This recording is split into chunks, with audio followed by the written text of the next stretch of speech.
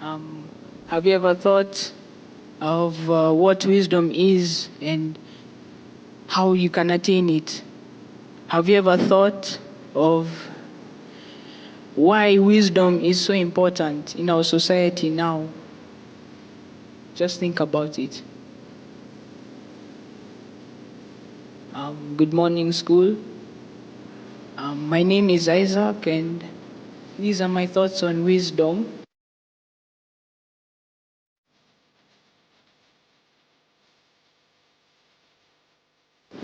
So wisdom is not a commodity, meaning you can't buy wisdom.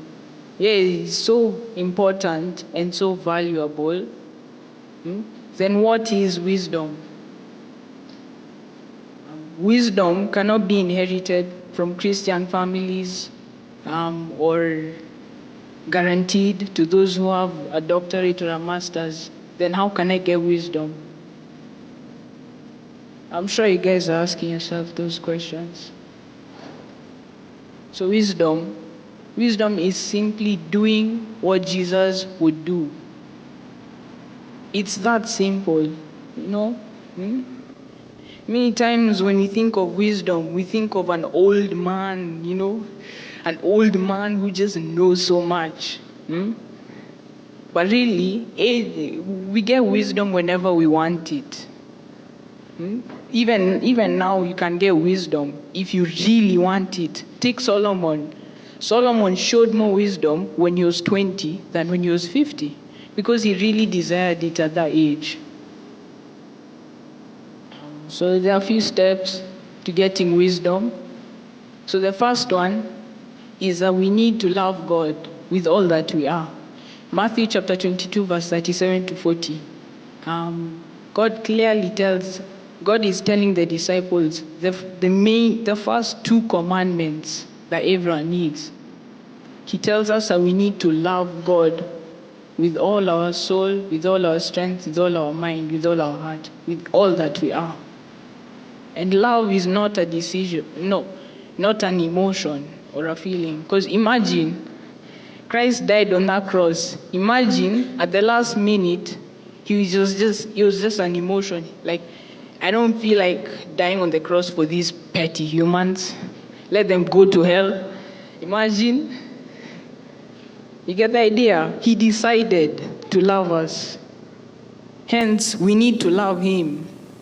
And when we love him, it's not for him, it's for us. Yeah. The second one is we need to love others as we love ourselves. This is the second commandment God gives us. Still in Matthew chapter 22, verse 37 to 40. And the reason we need to love others is clearly stated in John chapter 13, verse 34 to 35. We need to love others so that people can know that we are Christians, that we are Christ's disciples. And in loving others, we shouldn't only love our friends, because what's the difference? We're just like the pagans. We love our friends.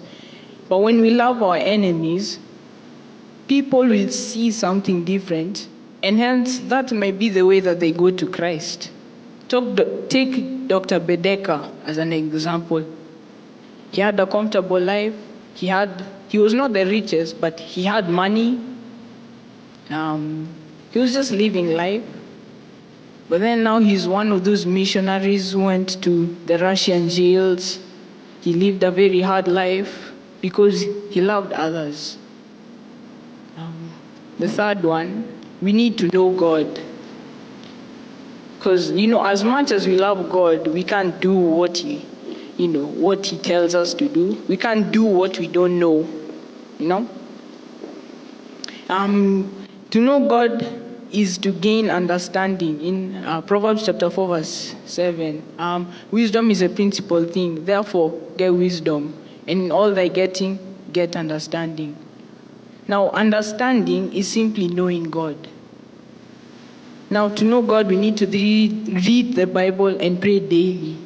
Daily, daily, daily, daily, daily.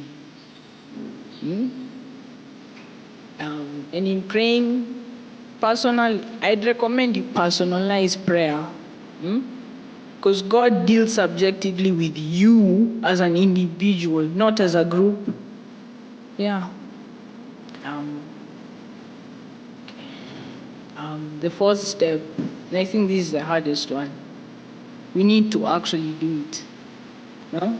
We need to actually do.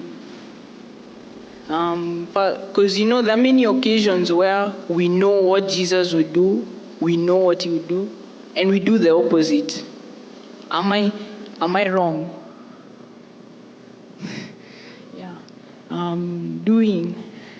Ecclesiastes chapter 12, verse 13 to 14, clearly states that the purpose of the man is to fear God and to follow his ways. This is coming from someone who's done everything. He had a lot of money, a lot of fame, he had a lot of power. He was the Andrew Tate of his day, basically. And he's saying that we need to fear him and obey him.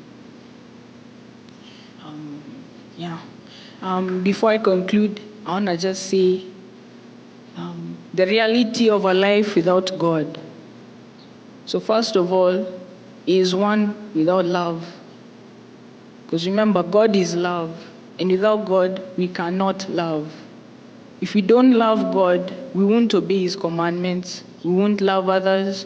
We won't act wisely, no matter how hard we try.